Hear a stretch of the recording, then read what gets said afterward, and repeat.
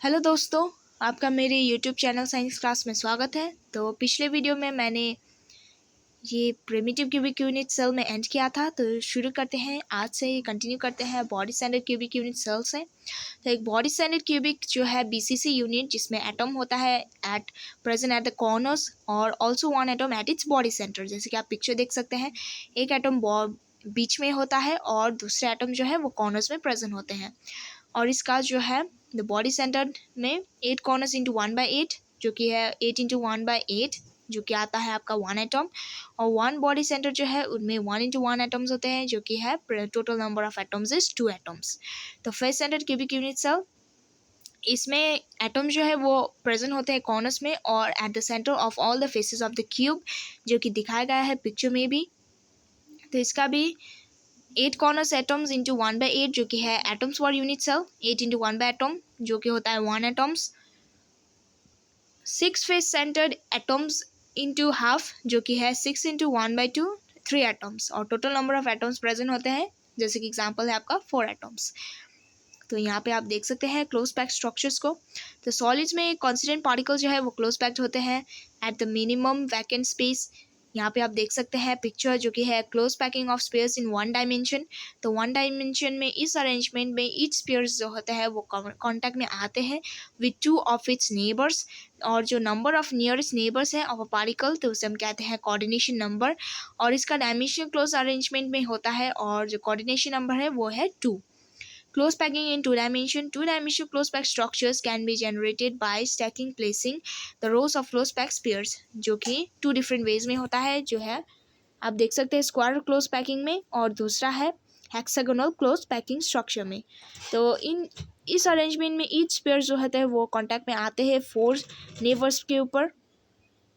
और जो 2 dimensional coordination number है उसका वो होता है 4।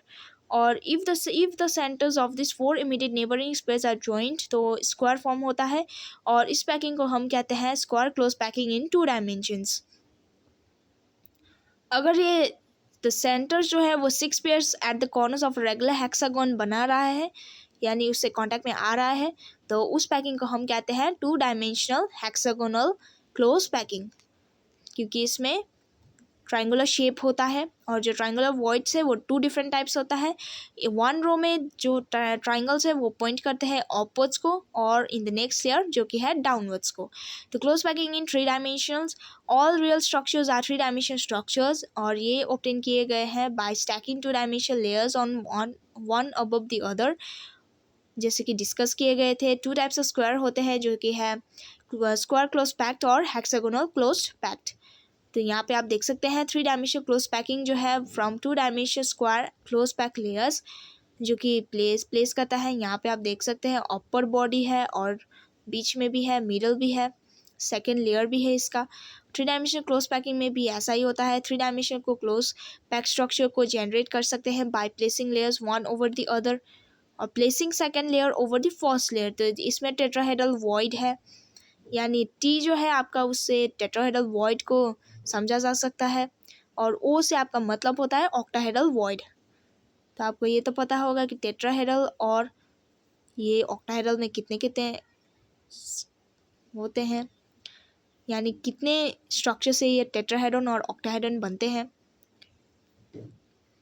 तो यहाँ पर भी आप देख सकते हैं ऑक्टाहेड्रल वॉइड्स, क्योंकि इसमें 6 पेयर्स होते हैं। Placing third layer over the second layer, तो कैसे इसे हम थर्ड लेयर को सेकेंड लेयर से कवर ओवर कर सकते हैं। तो ये है कवरिंग टेट्राहेड्रल वॉइड्स, जो कि एक हेक्सागोनल क्यूबिक क्लोज पैकिंग का है। दूसरा है आपका ऑक्टाहेड्रल वॉइड्स के ऊपर। तो ये एक्सपेरिमेंट है, ये इतना ज़रूरी नहीं होता है। जो formula of a compound and number of voids fill, तो हमने पढ़ा है टाइप्स ऑफ पार्टिकल्स होता है, जिसमें है close packing resulting in CCP और HCP structures. 2 types of voids generate होते हैं। ये अगर बिग है तो ये टेट्राहेड्रल वॉइड है, यानी ऑक्टाहेड्रल वॉइड होता है या टेट्राहेड्रल होता है। और इन गिवन कंपाउंड में फ्रैक्शन जो है वो ऑक्टाहेड्रल या टेट्राहेड्रल वॉइड्स का वो ऑक्यूपाई करते हैं। और ये डिपेंड होता है chemical formula of the compound के ऊपर, जो कि हम एग्जांपल्स के ऊपर भी सीख सकते हैं। ये है आपका एग्जांपल, यहाँ पर भी है। पैकिंग एफिशिएंसी, तो पैकिंग एफिशिएंसी का मतलब होता है is the percentage of total space filled by the particles. तो कैसे कैलकुलेट करते हैं इन HCP और CCP स्ट्रक्चर। तो ये है आपका स्ट्रक्चर जिसमें है ट्राइंगल ABC और AC स्क्वायर से अगर आप निकालते हो तो ये आपका फॉर्मूला आता है R=A/2:√2। तो ये है वॉल्यूम ऑफ क्यूब जो कि है 2√2R³। और ये पैकिंग एफिशिएंसी कैसे निकालते हैं, volume occupied by 4 spheres in the unit cell into 100 by total volume of the unit cell पर, और इसमें आपको परसेंटेज में निकालना है। तो यहाँ पे आप देख सकते हैं ये भी है efficiency of packing in body centred cubic structures, जिसमें आपका यहाँ पे पिक्चर दिखाया गया है। और ये है आपका वॉल्यूम जो कि है 2 × 4/3 πr³। और यहाँ पे पैकिंग एफिशिएंसी कैसे निकालते हैं, volume occupied by 2 spheres in the unit cell into 100 divided by total volume of the unit cell, जो कि आपका परसेंटेज में आंसर आता है।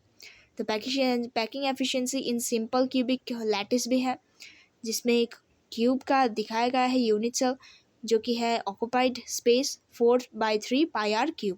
तो पैकिंग एफिशिएंसी कितना आएगा, volume of 1 atom is by volume of cubic unit cell into 100। तो 100% करने से इसका आपका परसेंटेज में आंसर आएगा। तो calculations involving unit cell dimensions, तो इसे कैसे कैलकुलेट किया जा सकता है volume of the unit cell को। तो इसमें आपको पता होगा कि वॉल्यूम ऑफ यूनिट सेल कितना होता है, A³ है। अगर इसका मास है तो इसमें आएगा number of atoms in the unit cell into mass of each atom, जो कि Z/m है। रैंडम नंबर है, ये अल्फ़ाबेट दिए गए हैं, जो कि Z रिप्रेजेंट करता है एक number of atoms present in the one unit cell, और M जो है उसका मास है ऑफ अ सिंगल एटम। तो ये आएगा आपका M/NA, M जो है मोलर मास, और इसका डेंसिटी आता है mass of the unit cell by volume of unit cell, जो कि है D/ZM/A⁴ और N/A। ये आपका आता है, यहाँ पिक्चर देख सकते हैं। तो इम्परफेक्शंस इन सॉलिड्स, तो नेक्स्ट वीडियो में यहाँ से हम कंटिन्यू करेंगे इस चैप्टर को। तब तक के लिए देखते रहिए मेरे चैनल को, लाइक कीजिए, सब्सक्राइब कीजिए, ताकि आपको और भी वीडियोस के अपडेट मिलते रहे। तो मिलते हैं मेरे नेक्स्ट वीडियो पे।